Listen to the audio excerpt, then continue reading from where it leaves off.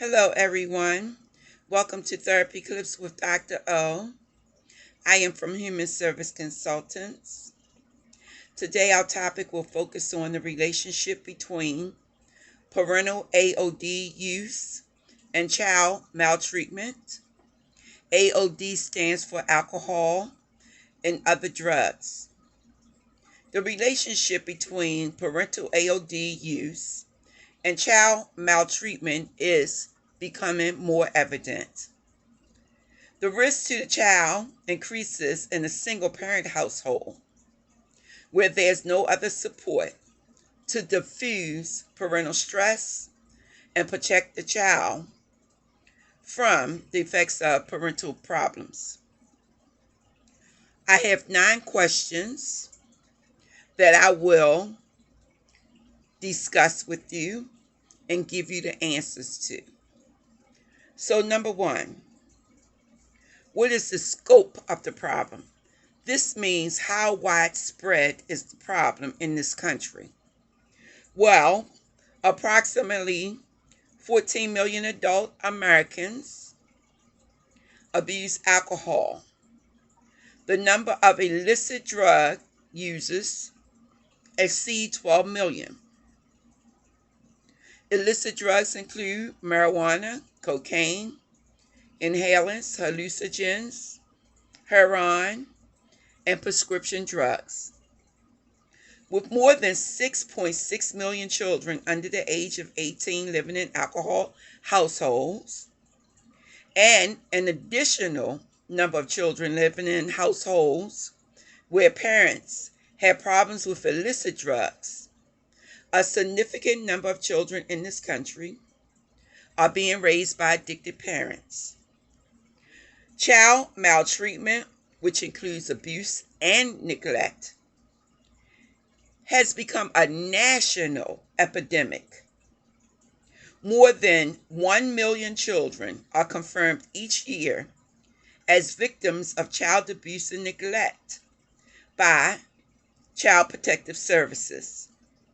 Every day, at least 3 children die as a result of abuse and neglect. State welfare records indicate that substance abuse is one of the top 2 problems exhibited by families in 81% of the cases. Question 2. Do parental AOD use cause child maltreatment? Research on the connection between these problems and child maltreatment clearly indicates a connection between the 2 behaviors. Among confirmed cases of child maltreatment, 40% involved the use of AOD, alcohol or other drugs. This suggests that of the 1.2 confirmed victims of child maltreatment, an estimated 480,000 children are mistreated each year by a caretaker with an AOD problem. Additionally, research suggests that alcohol and other drug problems are factors in a majority of cases of emotional abuse and neglect. In fact, neglect is the major reason that children are removed from a home in which parents have alcohol or other drug problems.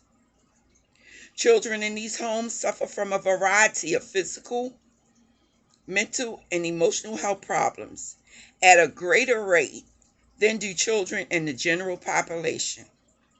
Children of alcoholics suffer from more injuries and poisonings than do children in the general population. Question number 3. What characteristics do parents with alcohol and other drug problems and parents involved in child maltreatment share? Histories of these parents reveal that typically both were reared with a lack of parental nurturing and appropriate modeling and often grew up in homes that are disruptive. Family life in these households have similarities. The children lack guidance, positive role modeling, and live in isolation. Frequently, they suffer from depression, anxiety, and low self-esteem. They live in an atmosphere of stress and family conflict. Children raised in both households are themselves more likely to have problems with alcohol and other drugs. Next question, number 4. Does the use of alcohol or other drugs by pregnant women affect their infants? And we had a conversation about this if you've ever been in group with me. And so the response to this question is pregnant women who use alcohol may bear children suffering from fetal alcohol syndrome. Fetal alcohol syndrome is the leading known environmental cause of mental retardation in the Western world. Each year, 4,000 to 12,000 babies are born with the physical signs and intellectual disabilities associated with fetal alcohol syndrome, and 1,000 more experience the somewhat lesser disabilities known as fetal alcohol effects. Question 5. How does a parent's alcohol or other drug problems affect their children? Children of alcoholics are more likely than children in the greater population to suffer from a variety of physical, mental, and emotional health problems. Similar to maltreatment victims who believe that abuse is their fault, children of alcoholics feel guilty and responsible for parents drinking. Both groups of children often have feelings of low self-esteem and failure and suffer from depression and anxiety. It is thought that exposure to violence in both alcohol abusing and child maltreatment households increase the likelihood that children will commit and be recipients of acts of violence. Question 6. Are these patterns passed on from generation to the next? Here's the response. Some individuals can and do break the cycle of abuse. These resilient children share some characteristics that lead to their successful coping skills, such as ability to obtain positive attention from other people, adequate communication skills, average intelligence, a caring attitude, a desire to achieve, and a belief in self-help. Additionally, the involvement of a caring adult can help children develop resiliency and break the cycle of abuse. However, a significant number of individuals fall victim to the same patterns exhibited by their parents. Those who have been severely abused often have symptoms of PTSD, and that's post-traumatic stress syndrome, and dissociation. Question 7. How are these patterns